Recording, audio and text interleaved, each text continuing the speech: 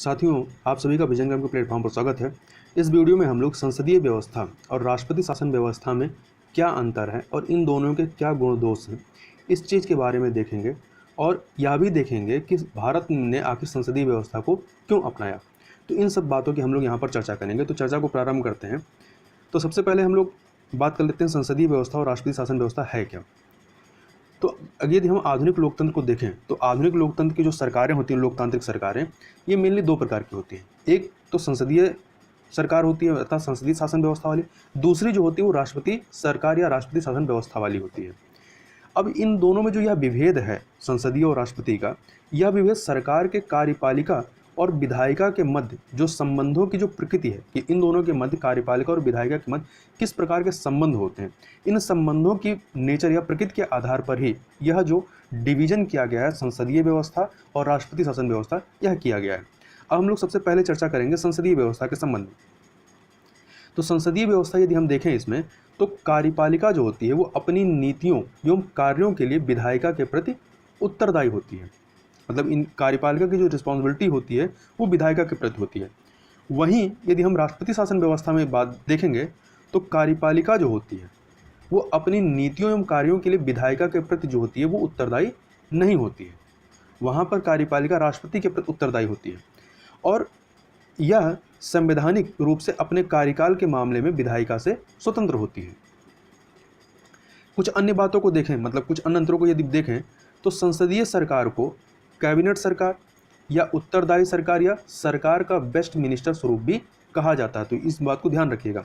Cabinet सरकार क्यों कहा जाता है? क्योंकि जो संसदीय शासन व्यवस्था होती है इसमें जो कह सकते हैं जो पावर का जो केंद्र होता है वो कहाँ पर होता है? जो कैबिनेट होती है, कैबिनेट में निहित होती है। तो इसलिए कैबिनेट सरकार भी इसे कहा जाता है। यदि इसको देखें कि कहाँ कहाँ पर इसका प्रचलन है अर्थात किन देशों में इसको अपनाया गया है, तो ब्रिटेन सबसे बड़ा उदाहरण है, जापान है, कनाडा है और अपना भारत भी संसदीय व्यवस्था को अपनाया है। तो ये सारे देश जो हैं ये ऐसे देश हैं जहाँ पर संसदीय शासन व्यवस्था को अपनाया गया है। अब वहीं राष्ट्रपति शासन की बात करें तो राष्ट्रपति जो शासन व्यवस्था है या जो राष्ट्रपति सरकार होती है उसको गैर उत्तरदायी या गैर संसदीय या निश्चित कार्यकारी व्यवस्था भी कहा जाता है। यदि इसके प्रचलन को देखें कि कहाँ कहाँ पर यह व्यवस्था है तो यह व्यवस्था सबसे बड़ा एग्जाम्पल इसका यूएसए है अर्थात संयुक्त राज्य अमेरिका है। ब्राज़ील में भी राष्ट्रपति होते हैं, राष्ट्रपति शासन व्यवस्था होती है। रूस है, श्रीलंका है। तो ये सारे ऐसे देश हैं जहाँ पर राष्ट्रपति शासन व्यवस्था पाई जाती है। तथा एक तथ्य याद रखिएगा कि आइवर जेनिंग्स ने संसदीय व्यवस्था के संबंध में कहा था कि संसदीय व्यवस्था जो होती है उसको इन्होंने कैबिनेट व्यवस्था कहा था। इसीलिए कहा था क्योंकि इसमें जो शक्ति का जो केंद्रण होता है वो कैबिनेट में निहित होता है। कुछ अन्य बातों को यहाँ पे याद रखिएगा कि जो भारत का संविधान है इसमें केंद्र और राज्य दोनों में, मतलब दोनों स्तरों पे सरकार के संसदीय स्वरूप की व्यवस्था की गई है। यदि आप केंद्र में देखेंगे तो केंद्र में क्या होता है? संसद होती है, राष्ट्रपति होते हैं और आपका प्रधानमंत्री होता है। इसी प्रकार से यदि आप राज्य में आएंगे तो यहाँ पर क्या होता है? यहाँ पर विधानमंडल होता है, फिर आपका राज्यपाल होता है और आपका मुख्यमंत्री होता है। तो ये जो स्ट्रक्चर है या यह जो व्यवस्था है ये क्या है? संसदीय स्वरूप की है। तथा यहाँ पर दो आर्टिकल जो है उनको याद रखिएगा। पहला है आर्टिकल 74 और 75। इसमें बताया गया कि केंद्र में संसदीय व्यवस्था के स्वरूप की चर्चा की गई है, जबकि आर्टिकल 163 और 164 में राज्यों में जो संसदीय व्यवस्था है उसके संबंध में चर्चा की गई है। अब हम लोग यहाँ पर संसदीय सरकार की विशेषताओं और गुणों को देखेंगे कि संसदीय सरकार की क्या क्या विशेषताएं होती हैं और क्या क्या गुण हैं। और ये जो विशेषताएं और गुण हैं इनको हम भारत के संदर्भ में बात करेंगे। तो इसमें जो पहला गुण पाया जाता है या पहली जो विशेषता होती है संसदीय शासन व्यवस्था की कि यह एक नामिक एवं वास्तविक कार्यपालिका में दोनों यहाँ पाई जाती है। मतलब एक नामिक कार्यपालिका होती है, एक वास्तविक कार्यपालिका। कैसे इसको समझ लेते हैं? तो जो राष्ट्रपति होता है वो नामिक कार्यपालिका अर्थात विधित कार्यकारी है, जबकि प्रधानमंत्री जो होता है वो वास्तविक या वास्तविक कार्यकारी होता है।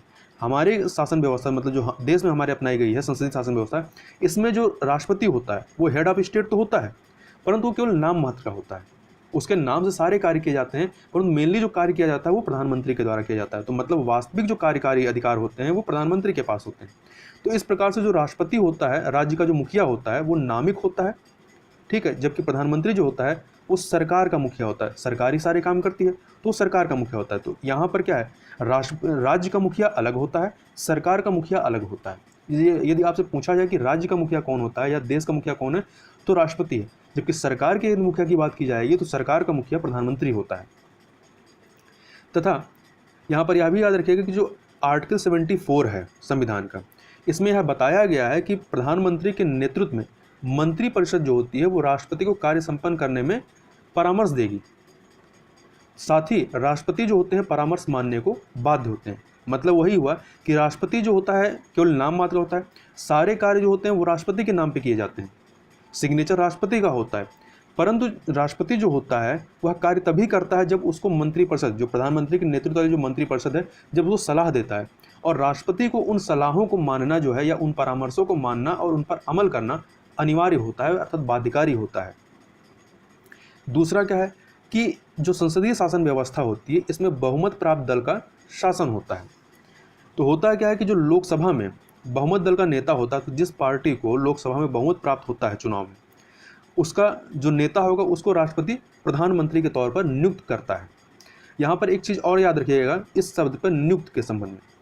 कई बार परीक्षा में पूछा गया है कि प्रधानमंत्री को के बारे में कि क्या किया जाता है, नियुक्त किया जाता है, चयनित किया जाता है, निर्वाचित किया जाता है, और एक और ऑप्शन होता है। तो 4 ऑप्शन में से हमें चुनना होता है।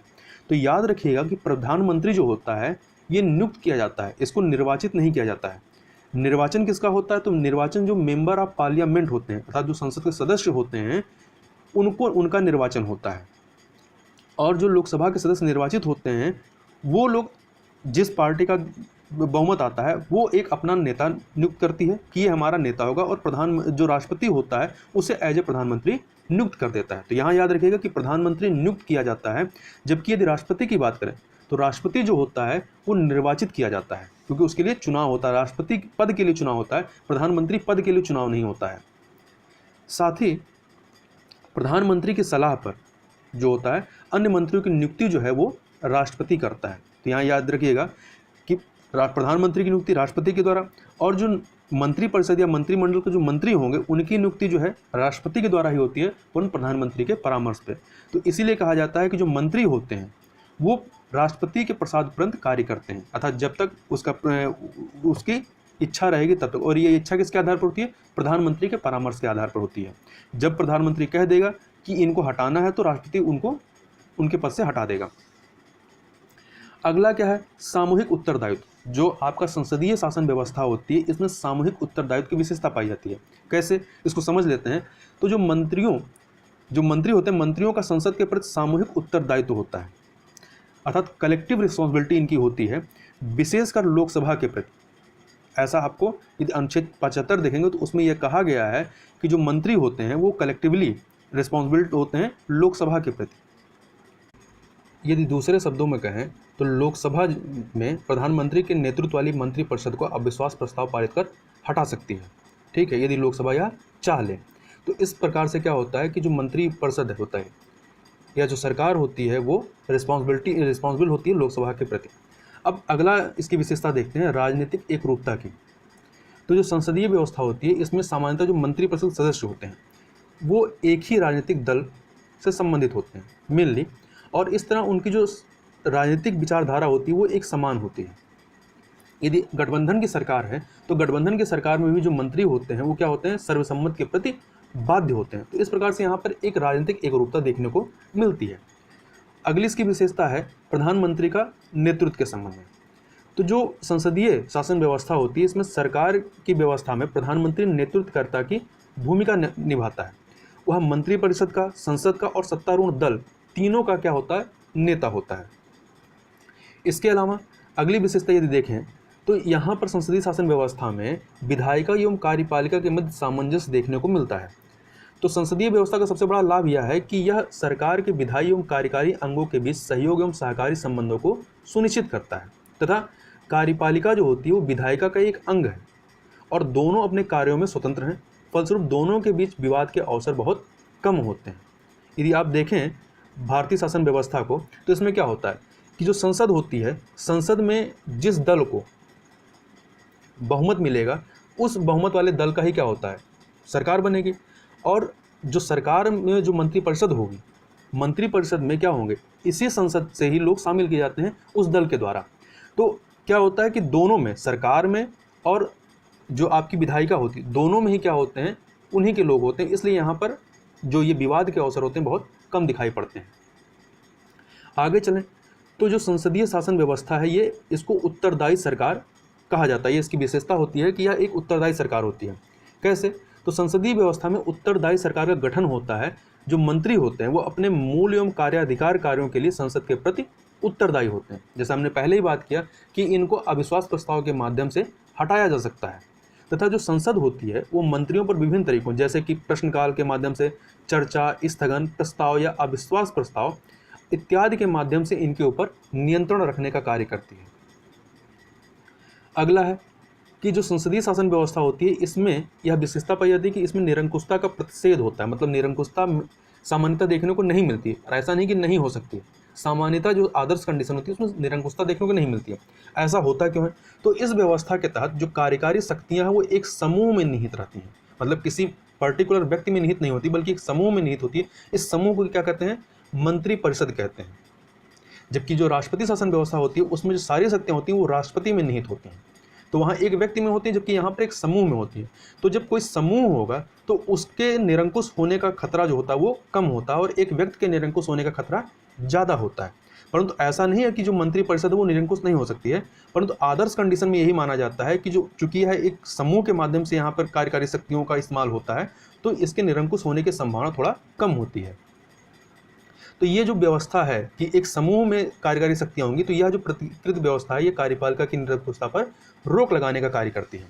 अर्थात यह भी कह सकते हैं कि जो कार्यकारिणी या कार्यपालिका है वो संसद के प्रति उत्तरदायी होती है, और उसे अविश्वास प्रस्ताव के माध्यम से हटाया जा सकता है। यदि वह निरंकुश भी हो सकती है, यदि वह कुछ गलत भी कर रही है, तो एक ऑप्शन है कि उसके प्रति एक अविश्वास प्रस्ताव ला करके उसको हटाया जा सकता है। आगे देखते हैं तो संसदीय व्यवस्था की एक अन्य खासियत यह है कि ये वैकल्पिक सरकार की व्यवस्था करती है। कैसे करती है इसको समझ लेते हैं।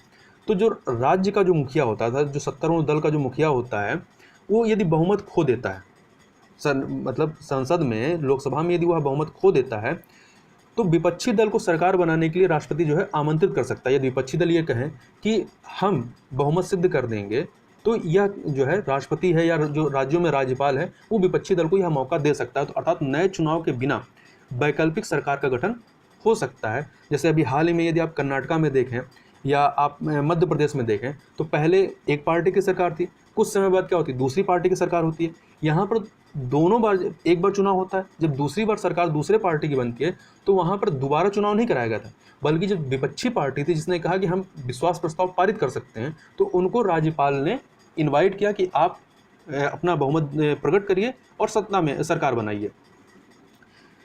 तथा एक चीज़ और याद रखिएगा, जो डॉक्टर जेनिंग्स थे, इन्होंने इसके संबंध में कहा था कि जो विपक्ष का नेता होता है वो वैकल्पिक प्रधानमंत्री होता। तो यदि पूछा जाए कि यह किसका कथन है कि विपक्ष का नेता वैकल्पिक प्रधानमंत्री होता है, तो ये डॉक्टर जेनिंग्स का कथन था। अब इसकी अन्य विशेषता या गुण की बात करें तो यहाँ पर आपको व्यापक प्रतिनिधित्व देखने को मिलता है। तो यह इसका एक महत्वपूर्ण गुण है संसदीय शासन व्यवस्था की, इसमें व्यापक प्रतिनिधित्व देखने को मिलता है। कैसे? जो संसदीय व्यवस्था होती है इसमें कार्यपालिका जो होती है, अर्थात जो मंत्रिपरिषद होती है, जो कार्य करती है, वो लोगों के समूह से गठित होती है, और इस प्रकार यह संभव है कि सरकार में सभी वर्गों एवं क्षेत्रों का प्रतिनिधित्व हो। क्योंकि जो सांसद चुने जाते हैं या जो मेंबर ऑफ पार्लियामेंट होते हैं, वो अलग अलग पृष्ठभूमि से या अलग अलग समूहों से और अलग अलग जगह से चुन के आते हैं। तो उनमें क्या होती है कि उनमें विविधता ज़्यादा होती है, और वो जब सरकार में शामिल होते हैं तो यहाँ पर जो प्रतिनिधित्व होता है वो अलग अलग वर्ग का इसमें प्रतिनिधित्व देखने को मिलता है। और जो प्रधानमंत्री होता है उसकी ये कोशिश होती है कि जब वो अपने मंत्रिपरिषद गठन करे तो अलग अलग समूह के लोगों को उसमें प्रतिनिधित्व प्रदान करे। अब यह तो विशेषता और गुण की बात थी। अब हम संसदीय व्यवस्था के दोष की बात कर लेते हैं कि इसमें क्या क्या कमियां हैं। तो सबसे पहली कमी यह है कि जो संसदीय शासन व्यवस्था है इसको अस्थिर सरकार माना जाता है, कि इसमें स्थिरता की कमी होती है। क्यों कमी होती है? क्योंकि एक अविश्वास प्रस्ताव या राजनीतिक दल परिवर्तन या बहुदलीय गठन सरकार को, जो गठन होती है, ये सरकार को अस्थिर कर सकती है। मतलब कि मान लीजिए कोई सरकार है, कुछ दिन वो शासन चलाते हैं, कुछ समय बाद, 1 साल बाद, 2 साल बाद या कुछ दिनों के बाद विपक्ष ने उनके खिलाफ एक अविश्वास प्रस्ताव ला दिया, और वो अविश्वास प्रस्ताव की वजह से उनको क्या है, अपनी सत्ता गंवानी पड़ गई।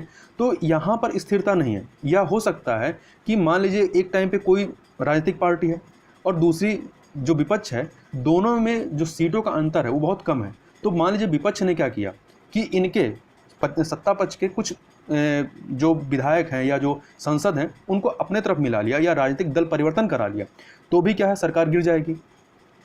या जो गठबंधन की सरकार होती है वहाँ पे भी क्या होता है, अस्थिरता पाई जाती है।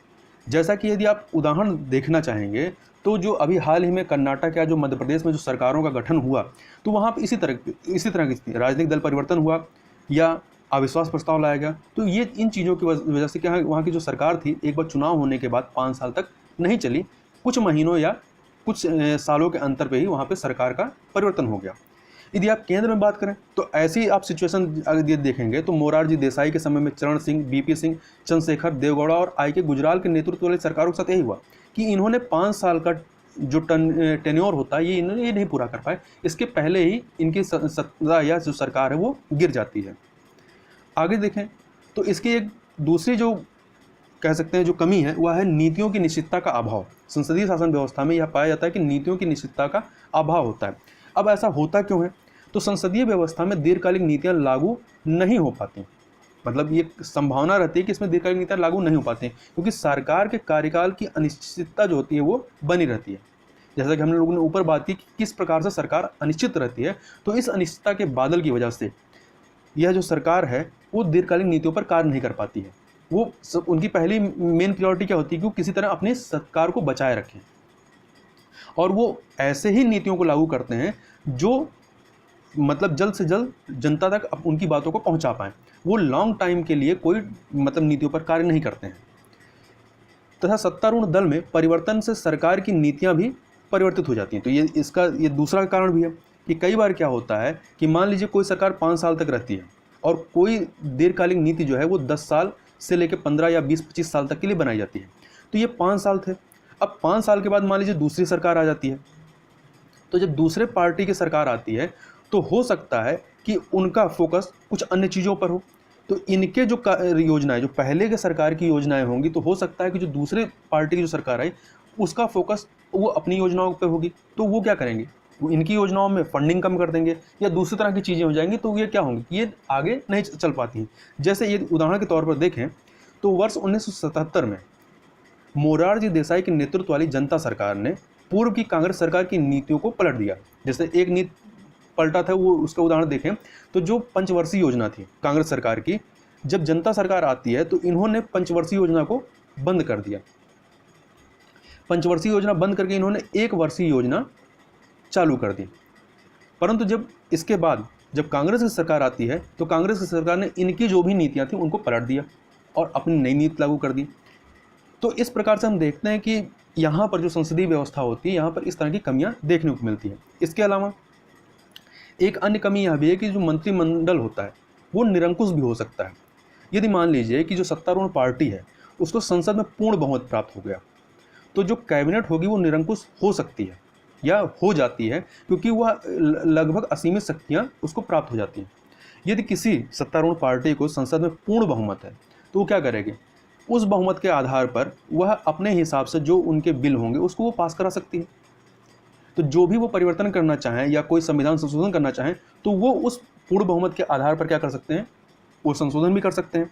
यदि इसके उदाहरण देखेंगे तो आपको इंदिरा गांधी और राजीव गांधी के कार्यकाल को देखेंगे तो इनके कार्यकाल में इनकी पार्टी को संसद में पूर्ण बहुमत था। इसीलिए एच.जे. लास्की जो हैं इन्होंने कहा कि संसदीय व्यवस्था कार्यकारिणी को तानाशाही का अवसर उपलब्ध करा देती है। अब यदि आगे देखें तो आगे है इसकी एक अन्य कमी, शक्ति पृथक्करण के विरुद्ध। मतलब यह जो संसदीय शासन व्यवस्था होती है वो शक्ति पृथक्करण के विरुद्ध कार्य करती है। मतलब जो शक्ति पृथक्करण का सिद्धांत है उसके खिलाफ है ये। कैसे कि जो संसदीय व्यवस्था होती है इसमें विधायिका एवं कार्यपालिका एक साथ और अविभाज्य होते हैं। जैसे कि हमने ऊपर पहले ही चर्चा की थी कि जो विधायिका होगी उसमें भी विधायिका के लोग ही क्या होते हैं, कार्यपालिका में शामिल होते हैं। तो इसलिए जो शक्ति का पृथक्करण है वो यहाँ पर नहीं हो पाता है। जो कैबिनेट है, विधायिका एवं कार्यपालिका दोनों, जो कैबिनेट होता है वही इन दोनों के ही नेता होती है। अतः जो संसदीय सरकार की जो पूरी व्यवस्था है वो शक्तियों को विभाजित करने वाले सिद्धांत के खिलाफ चली जाती है। इसकी अन्य कमी को देखें तो यहाँ पर अकुशल व्यक्तियों द्वारा सरकार का संचालन होता है, ऐसा इसमें एक कमी के तौर पर परिलक्षित होता है। तो ऐसा होता क्यों है कि जो संसदीय व्यवस्था है इसमें प्रशासनिक कुशलता से परिचालित नहीं होती, क्योंकि मंत्री जो होते हैं वो अपने क्षेत्र में निपुण नहीं होते हैं।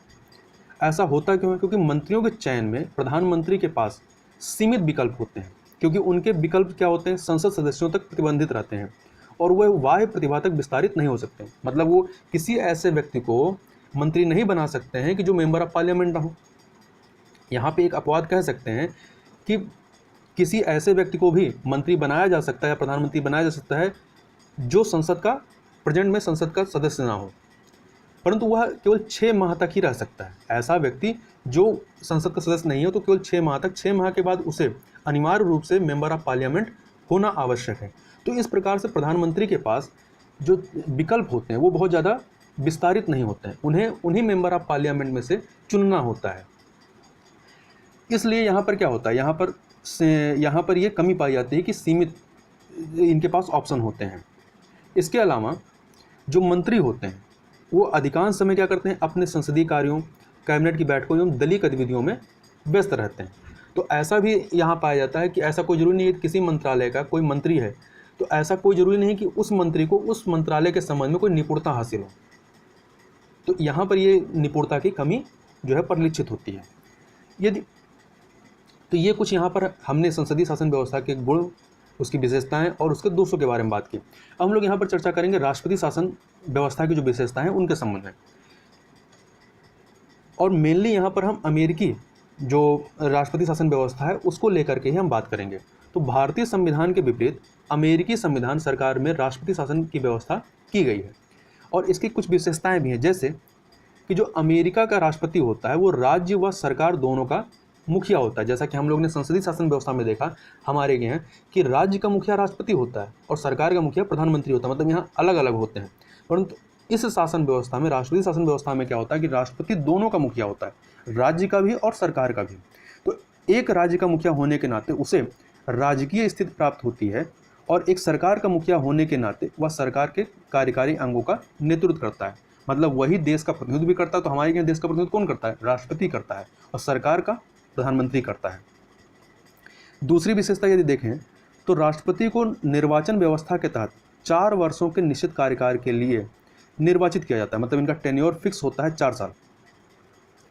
अब ये 4 साल के पहले इनको नहीं हटाया जा सकता है कुछ अपवादों को छोड़कर, जैसे उसे जो राष्ट्रपति होता है उसे कांग्रेस द्वारा गैर संवैधानिक कार्य के लिए दोषी पाए जाने के अतिरिक्त अन्य किसी आधार पर नहीं हटाया जा सकता। मतलब इनको हटाने का केवल एक ही, या इनके खिलाफ जो महाभियोग लाया जाता है उसका केवल एक ही आधार है कि राष्ट्रपति के द्वारा कोई गैर संवैधानिक कार्य किया गया हो। बाकी वह कुछ भी करता है उसके आधार पर उसको उसके पद से नहीं हटाया जा सकता। तो इस प्रकार से यहाँ पे इनके जो कह सकते हैं कार्यकाल होता है वो निश्चित होता है।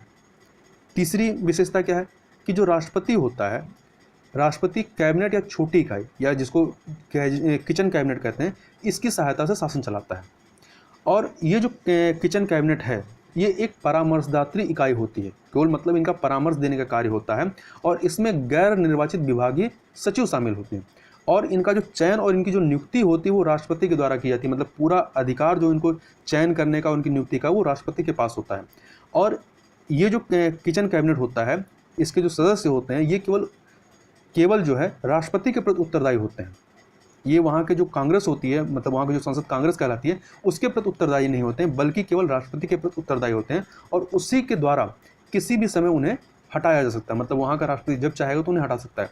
भारत में भी क्या है कि जो मंत्री होते हैं वो राष्ट्रपति के प्रसाद कार्य करते हैं, मतलब जब चाहे तो राष्ट्रपति हटा सकता है। तो यह कहा जाता है, परंतु हटाता कैसे है कि जब प्रधानमंत्री उसे सलाह देगा कि फलाने मंत्री को पद से हटा दीजिए, तो वह यहाँ पर क्या है कि प्रधानमंत्री के सलाह पर ही राष्ट्रपति जो है उसको हटा सकता है। परंतु इस व्यवस्था में, राष्ट्रीय शासन व्यवस्था में क्या होता है कि राष्ट्रपति को किसी से सलाह करने की जरूरत नहीं है या किसी के परामर्श पर नहीं हटाता, वो अपने अधिकार स्वतः वो हटा सकता है। आगे देखें अगली विशेषता, तो राष्ट्रपति यहाँ पर क्या होता है, राष्ट्रपति और उसके सचिव अपने कार्यों के लिए कांग्रेस के प्रति उत्तरदायी नहीं होते हैं, और जो इसके सचिव होते हैं या जो किचन कैबिनेट के जो सदस्य होते हैं वह ना तो कांग्रेस की सदस्यता ग्रहण करते हैं और ना ही सत्र में भाग लेते हैं। जैसा कि यदि हम भारतीय शासन व्यवस्था में देखते हैं या संसदीय शासन व्यवस्था में देखते हैं तो यहाँ पर जो प्रधानमंत्री होता है और उनका जो मंत्रिपरिषद होता है वो लोकसभा के प्रति उत्तरदायी होता है और उनको अविश्वास प्रस्ताव के माध्यम से हटाया जा सकता है। इसके अलावा पांचवी विशेषता यह है कि जो राष्ट्रपति शासन में राष्ट्रपति जो होता है वो हाउस ऑफ रिप्रेजेंटेटिव का विघटन नहीं कर सकता, मतलब जो कांग्रेस का जो निचला सदन होता है उसको विघटित नहीं कर सकता। परंतु यदि भारतीय संदर्भ में बात करें या संसदीय शासन व्यवस्था की बात करते हैं तो यहाँ पर क्या होता है कि निचला सदन जो लोकसभा है, लोकसभा, इसको प्रधानमंत्री के पास ये अधिकार होता है कि प्रधानमंत्री की सलाह पर राष्ट्रपति इसको विघटित कर सकता है। तो इनडायरेक्टली जो यहाँ के विघटन का जो पावर है लोकसभा का वो प्रधानमंत्री के पास है। यदि प्रधानमंत्री राष्ट्रपति को ऐसी सलाह देता है कि इसका विघटन कर दिया जाए तो वो विघटन कर देगा। आगे देखें, अगली विशेषता क्या है कि अमेरिकी राष्ट्रपति जो होता है शासन व्यवस्था का जो आधार है वो शक्तियों के विभाजन का सिद्धांत है। हमारे यहाँ शक्तियों का विभाजन नहीं हो पाता है। यहाँ पर सरकार की विधायी, कार्यकारी एवं न्यायिक शक्तियों को सरकार की 3 स्वतंत्र इकाइयों में विभाजित एवं विस्तृत किया गया है। तो यह इसकी कुछ विशेषताएं और गुण थे। अब हम लोग ये जो राष्ट्रपति शासन व्यवस्था है इसके कुछ दोषों की बात कर लेते हैं कि इसमें कमियां क्या हैं। पहली कमी कि यहाँ पर विधायिका एवं कार्यपालिका के बीच क्या होता है, टकराव देखने को मिलता है। जो यहाँ पे कांग्रेस होती है और जो राष्ट्रपति होती है, मतलब और उनकी जो कैबिनेट किचन होती है उनके बीच टकराव देखने को मिलता है। दूसरा कि यह जो व्यवस्था होती है इसे गैर उत्तरदायी सरकार कहा जाता है, शासन व्यवस्था कहा जाता है। क्यों? क्योंकि जो इनकी कैबिनेट होती है वो राष्ट्रपति के प्रति उत्तरदायी होती है, वो कांग्रेस के प्रति जो होती है उत्तरदायी नहीं होती है, तो इसलिए इसको गैर उत्तरदायी माना जाता है। तीसरी इसकी कमी क्या है कि गैर उत्तरदायी नेतृत्व की संभावना बनी रहती है, मतलब जो नेतृत्व करता है जो राष्ट्रपति है ऐसा हो सकता है कि वो गैर उत्तरदायी हो। जैसा कि मीडिया के माध्यम से, पत्र पत्रिकाओं के माध्यम से ऐसा आरोप लगाया जाता है डोनाल्ड ट्रंप के ऊपर। इसके अलावा इसमें एक कमी और होती है कि यह इसमें सीमित प्रतिनिधित्व होता है। जैसे कि भारतीय व्यवस्था जो संसदीय व्यवस्था है इसमें प्रतिनिधित्व जो होता है अलग अलग होता है, क्योंकि मेंबर ऑफ पार्लियामेंट अलग अलग समूह से चुन के आते हैं, तो यहाँ पर प्रतिनिधित्व अधिक होता है। बल्कि जबकि यहाँ पर जो किचन कैबिनेट होती है वो सीमित होती है, तो यहाँ पर सीमित प्रतिनिधित्व होता है। आगे देखें तो ये कुछ कमियां थी। अब हम लोग आगे बात करेंगे कि आखिर किस आधार पर भारत के द्वारा संसदीय शासन व्यवस्था को स्वीकार किया गया। तो यदि हम बात करें तो संविधान सभा के जो सदस्य थे एक KT शाह, ये राष्ट्रपति शासन व्यवस्था अपनाने के पक्षधर थे। इनका मानना था कि हमें राष्ट्रपति शासन व्यवस्था को अपनाना चाहिए, न कि संसदीय शासन व्यवस्था को। लेकिन जो संविधान के निर्माता थे उन्होंने ब्रिटिश संसदीय व्यवस्था को अपनाया। इसके कई सारे कारण हैं। किन कारणों के आधार पर अपनाया गया उन कारणों को देख लेते हैं। तो पहला कारण ये बताया जाता है कि व्यवस्था से निकटता, मतलब संसदीय शासन व्यवस्था से निकटता। कैसे? भारत में ब्रिटिश शासन काल से ही संसदीय व्यवस्था थी तथा इससे हमारी संवैधानिक परंपरा जो थी वो संसदीय बनी। मतलब जो हमने जो संवैधानिक तरीके से जो लड़ाई लड़ी वो एक तरीके से हमने संसदीय तरीके से ही लड़ाई लड़ी। और हम क्या थे कि इतने दिनों से ब्रिटिश शासन काल में संसदीय व्यवस्था को देखते देखते हम इसके यूज टू हो चुके थे। दूसरा, उत्तरदायित्व को अधिक वरीयता देने की वजह से हमने संसदीय शासन व्यवस्था को अपनाया। इसको थोड़ा समझ लेते हैं।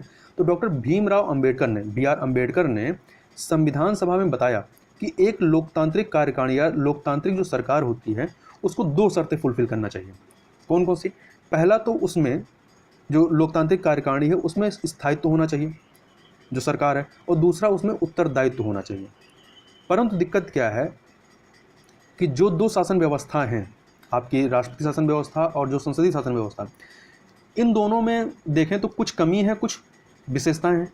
तो मतलब आपको यहाँ बैलेंस दोनों का नहीं दिखाई पड़ता है। जैसे कि जहाँ एक और अमेरिकी शासन व्यवस्था में, जो अमेरिकी में राष्ट्रपति शासन व्यवस्था है, ये ज़्यादा स्थायित्व देती है, लेकिन इसमें उत्तरदायित्व कम होता है, जैसा कि हम लोगों ने गुण दोष में देखा ऊपर। दूसरी ओर जो ब्रिटिश शासन व्यवस्था है, संसदीय व्यवस्था, यहाँ पर इसमें उत्तरदायित्व अधिक होता है लेकिन स्थायित्व इसमें कम होता है। तो प्रारूप संविधान ने कार्यपालिका की संसदीय व्यवस्था की सिफारिश करते हुए स्थायित्व की तुलना में उत्तरदायित्व को अधिक वरीयता दी। अर्थात जो हमारे संविधान निर्माता थे उन्होंने स्थायित्व की जगह पर उत्तरदायित्व को ज़्यादा वरीयता दी। तो उत्तरदायित्व को वरीयता देने की वजह से हम ब्रिटेन की व्यवस्था की तरफ गए और हमने संसदीय व्यवस्था को अपनाया। तो रिस्पॉन्सिबिलिटी इसलिए क्योंकि हम नए लोकतंत्र आज़ाद हुए थे, तो हमें एक ऐसी सरकार चाहिए थी जो रिस्पॉन्सिबल हो और देश हित में कार्य करे। इसके अलावा तीसरा रीजन क्या बताया जा सकता है कि विधायिका एवं कार्यपालिका के टकराव को रोकने की आवश्यकता थी। संविधान निर्माता चाहते थे कि विधायिका एवं कार्यपालिका के बीच टकराव को नकारा जाए, जो कि अमेरिका की राष्ट्रपति प्रणाली में देखा जाता है, जैसा कि हम लोगों ने ऊपर देखा। संविधान निर्माताओं का मानना था कि एक प्रारंभिक लोकतांत्रिक सरकार के इन दो घटकों मतलब विधायिका और कार्यपालिका के बीच संघर्ष को और अधिक स्थायी खतरे को वहन नहीं किया जाता। मतलब यदि संघर्ष शुरुआत में ही संघर्ष बढ़ जाएगा तो ये हमारे लोकतंत्र के लिए काफ़ी खतरनाक होगा। तो इस टकराव को रोकने के लिए भी हम संसदीय शासन व्यवस्था की तरफ गए। अगली रीजन क्या था? तो भारतीय समाज की प्रकृति जो थी, जो हमारा एक स्ट्रक्चर है, वह भी जो है संसदीय शासन व्यवस्था को सूट करता है। कैसे? तो भारत जो है वो विश्व का सर्वाधिक मिश्रित राज्य एवं सर्वाधिक जटिल समाज है। संविधान निर्माताओं ने संसदीय व्यवस्था को अपनाया ताकि सरकार में विभिन्न वर्गों क्षेत्रों के लोगों के हित में बहुत अवसर सुलभ हो सकें और राष्ट्रीय भावना को लोगों के बीच बढ़ाते हुए अखंड भारत का निर्माण हो सके। क्योंकि संसदीय व्यवस्था में क्या होता है, इसमें प्रतिनिधित्व ज़्यादा होता है। अलग अलग क्षेत्र से अलग अलग स्तर के लोग जो होते हैं, अलग अलग समूह के लोग इसमें चुन के आते हैं और वो अपने शासन में या सत्ता में क्या करते हैं, अपनी हिस्सेदारी लेते हैं। तो इस प्रकार से यहाँ देखा जा सकता है कि अलग अलग वर्ग का यहाँ पर प्रतिनिधित्व जो है वो होने के पूरे चांसेस रहते हैं। तो इस प्रकार ये कुछ रीजन थे जिसकी वजह से भारत ने जो है संसदीय शासन व्यवस्था को अपनाया। तथा यहाँ पर एक बात और याद रखिएगा कि 1970 के दशक से देश में इस बात को लेकर बहस एवं वाद विवाद जारी हुआ 1970 के दशक में कि हमें संसदीय शासन व्यवस्था को जारी रखना चाहिए या इसे राष्ट्रपति शासन व्यवस्था में परिवर्तित कर दिया चाहिए। क्योंकि शुरुआत में हमने कहा कि चूँकि हमारा लोकतंत्र अभी शुरुआती है, हम नए नए आज़ाद हुए, तो इसलिए हमें संसदीय व्यवस्था में चाहिए। अब ये कहा गया 1970 के दशक में कि हमें काफ़ी टाइम हो गया, तो क्या अब हमें राष्ट्रपति शासन व्यवस्था की तरफ जाना चाहिए? तो इस मामले पर विचार करने के लिए कांग्रेस सरकार द्वारा 1975 में स्वर्ण सिंह समिति का गठन किया गया। यह समिति का याद रखिएगा नाम, स्वर्ण सिंह समिति का गठन किया गया। समिति ने अपनी रिपोर्ट में कहा था कि संसदीय व्यवस्था अच्छा कर रही है और इस तरह इसकी कोई ज़रूरत नहीं है कि इसको राष्ट्रपति शासन व्यवस्था में परिवर्तित कर दिया जाए। अब आगे देखें, अब हम लोग थोड़ा सा चर्चा कर लेंगे भारतीय और जो ब्रिटिश संसदीय व्यवस्था है, इसमें डिफरेंस क्या है। हमने अपनाया तो है कि ब्रिटेन के मॉडल को, परंतु उनकी संसदीय व्यवस्था और हमारी संसदीय व्यवस्था में कुछ मूलभूत अंतर भी हैं। हमें उन मूलभूत अंतरों के बारे में पता होना चाहिए। जैसे पहला अंतर क्या है? पहला अंतर है कि ब्रिटिश राजशाही के स्थान पर भारत में गणतंत्र पद्धति। यदि इसको समझें तो ब्रिटेन में क्या होता है, जो हेड ऑफ स्टेट होता है वो राजा होता है और राजा क्या होता है, वंशानुगत होता है, एक राज परिवार से आता है। जबकि हमारे के यहाँ क्या होता है, जो हेड ऑफ स्टेट राष्ट्रपति होता है वो निर्वाचित होता है, वो किसी एक वंश से नहीं आता या किसी एक राज परिवार से नहीं आता है, बल्कि उसका निर्वाचन किया जाता है। तो हमने गणतंत्रीय पद्धति अपनाई है। दूसरा अंतर क्या है कि ब्रिटिश व्यवस्था जो है वो संसद की संप्रभुता के सिद्धांत पर आधारित है, जबकि भारत में संसद सर्वोच्च नहीं है और शक्तियों पर यहाँ पर प्रतिबंध है, क्योंकि यहाँ एक लिखित संविधान, संघीय व्यवस्था, न्यायिक समीक्षा और मूल अधिकार के प्रावधान किए गए हैं। यदि इसको थोड़ा सा समझें तो यह जो ब्रिटेन की जो संसद है वो संप्रभु होती है, मतलब वो जो चाहे कर सकती है, जबकि जो भारत की संसद होती है ये सर्वोच्च नहीं है, मतलब इसमें इसके पास पूरी संप्रभुता नहीं है। ऐसा नहीं कि जो चाहे कर सकती है। जो ब्रिटेन की संसद है उसके संबंध में यह कहा जाता है कि वहाँ की जो संसद है वो एक पुरुष को महिला और एक महिला को पुरुष बनाने के अलावा जितने भी कार्य हैं वो कर सकती है। मतलब उसके पास इतनी असीम पावर है कि वो कुछ भी कर सकती है, वो वहाँ के मूल अधिकारों को भी ख़त्म कर सकती है। परंतु हमारे के यहाँ क्या है कि हमारे के यहाँ संसद सर्वोच्च नहीं है, हमारे के यहाँ संविधान सर्वोच्च है। मतलब संविधान के भावना के अनुरूप या जो संवैधानिक ढांचा है उसके खिलाफ जो है वो संसद नहीं जा सकती है, या ऐसा कोई बिल या एक्ट नहीं बना सकती है जो संवैधानिक मूल्यों के खिलाफ हो। क्यों? क्योंकि हमने एक लिखित संविधान अपनाया, हमने संविधान में बता दिया कि हमें क्या क्या करना है, जबकि ब्रिटेन में क्या है, कोई लिखित संविधान नहीं है। तो इसके अलावा हमने संघीय व्यवस्था को अपनाया है और यहाँ पर न्यायिक समीक्षा है कि यदि कोई कानून बन भी जाता है किसी भी प्रकार से संसद में तो उसको उसकी न्यायिक समीक्षा हो सकती है, अर्थात कोर्ट में, सुप्रीम कोर्ट में चैलेंज किया जा सकता है यदि वह संसदीय संवैधानिक मूल्यों के या संवैधानिक जो ढांचा है उसके यदि खिलाफ है तो उसको निल किया जा सकता है। और जो भारत की जो संसद है ये लोगों के मूल अधिकारों को समाप्त नहीं कर सकती है, जबकि जो ब्रिटिश जो संसद है वो वहाँ के लोगों के यदि चाहे तो मूल अधिकारों को भी समाप्त कर सकती है। अन्य विशेषता, अन्य अंतर देखें तो ब्रिटेन में प्रधानमंत्री को संसद के निचले हाउस, अर्थात जिसको वहाँ निचले हाउस क्या कहते हैं, हाउस ऑफ कॉमन्स कहते हैं, उसका सदस्य होना चाहिए। जबकि भारत में प्रधानमंत्री जो होता है वो संसद के दोनों सदनों में से किसी एक का सदस्य हो सकता है। तो यहाँ पर कोई ये बाउंडेशन नहीं है कि उसको लोकसभा से ही चुन के आना है। जैसे कि उदाहरण देखें तो इंदिरा गांधी और मनमोहन सिंह, ये दोनों लोग जो थे ये लोकसभा के सदस्य नहीं थे, बल्कि ये लोग राज्यसभा से होकर के आते थे। तो यहाँ पर इस तरह की कोई बाउंडेशन नहीं है। अगला अंतर क्या है, तो सामान्यतः ब्रिटेन में संसद सदस्य जो होते हैं वो बतौर मंत्री नियुक्त किए जाते हैं। मतलब जब वो संसद सदस्य होते हैं तभी वो मंत्री नियुक्त किए जाते हैं। भारत में क्या है, भारत में एक प्रावधान यह है कि जो व्यक्ति संसद सदस्य नहीं है उसे भी अधिकतम 6 माह तक की अवधि के लिए बतौर मंत्री नियुक्त किया जा सकता है। ऐसा तो क्या है कि यदि कोई व्यक्ति मान लीजिए कि प्रेजेंट में मेंबर ऑफ पार्लियामेंट नहीं है या किसी विधानमंडल का सदस्य नहीं है, तो भी उसे मंत्री पद दिया जा सकता है, परंतु यह कंडीशन है कि 6 माह तक ही। 6 माह के बाद या तो उसे अपना पद छोड़ना पड़ेगा, या तो उसे मेंबर ऑफ पार्लियामेंट होना पड़ेगा, या विधानमंडल का सदस्य होना पड़ेगा। तो यह अंतर है। इसके अलावा एक अंतर और है क्या, कि ब्रिटेन में मंत्रियों की कानूनी जिम्मेदारी होती है, जबकि भारत में ऐसी कोई व्यवस्था नहीं है। मतलब वहाँ के यदि कोई उनके मंत्रालय के द्वारा कुछ गलत किया जाता है तो उसकी जो कानूनी जिम्मेदारी होगी वो उसके मंत्री की होगी, जबकि भारत में ऐसा नहीं है। ब्रिटेन के विपरीत भारत में मंत्री को विभाग के मुखिया के रूप में कार्यालयी कार्य में प्रति हस्ताक्षर करना जरूरी नहीं होता। मतलब जो यहाँ पर जो कार्य होते हैं उसके मंत्रालय के द्वारा, उस पर सिग्नेचर मंत्री का नहीं होता, बल्कि उसमें जो मेन सिग्नेचर होता है वो सचिव का होता है। तो इस प्रकार से इस पर कोई कानूनी इसकी कोई जिम्मेदारी नहीं होती है। अगला क्या है, अगला यह अंतर है कि ब्रिटिश कैबिनेट व्यवस्था में छाया कैबिनेट या कह सकते हैं शैडो कैबिनेट की व्यवस्था पाई जाती है। अब इसमें क्या होता है, इसमें यह होता है कि जो विपक्षी पार्टी है, यह विपक्षी पार्टी द्वारा छाया कैबिनेट या शैडो कैबिनेट गठित की जाती है, और जो सत्ता पक्ष की जो कैबिनेट होती है उसमें जो जो मंत्री पद होते हैं उसी मंत्री पद के सापेक्ष ये एक मंत्री पद बनाते हैं। इससे क्या होता है कि इससे सत्तारूढ़ दल के साथ संतुलन बना रहता है। मतलब ये उनकी समीक्षा करते रहते हैं कि वो क्या चीज़ें गलत कर रहे हैं। और दूसरी बात इससे क्या होता है, इससे जो विपक्षी पार्टी के जो सदस्य होते हैं उनको भावी मंत्रालयीय कार्यों के लिए तैयार भी किया जाता है। और ऐसी कोई व्यवस्था आपको भारतीय संसदीय व्यवस्था में दिखाई नहीं पड़ती है। तो ये कुछ मूलभूत अंतर थे। तो यहाँ पर हमने इन सारी चीज़ों की चर्चा की। तो मुझे पूरी उम्मीद है कि ये चर्चा आप लोगों को पसंद आई होगी और आप लोगों के लिए काफ़ी उपयोगी होगी। तो इस चर्चा को यहीं समाप्त करते हैं। मिलते हैं नेक्स्ट वीडियो में, तब तक के लिए बहुत बहुत धन्यवाद।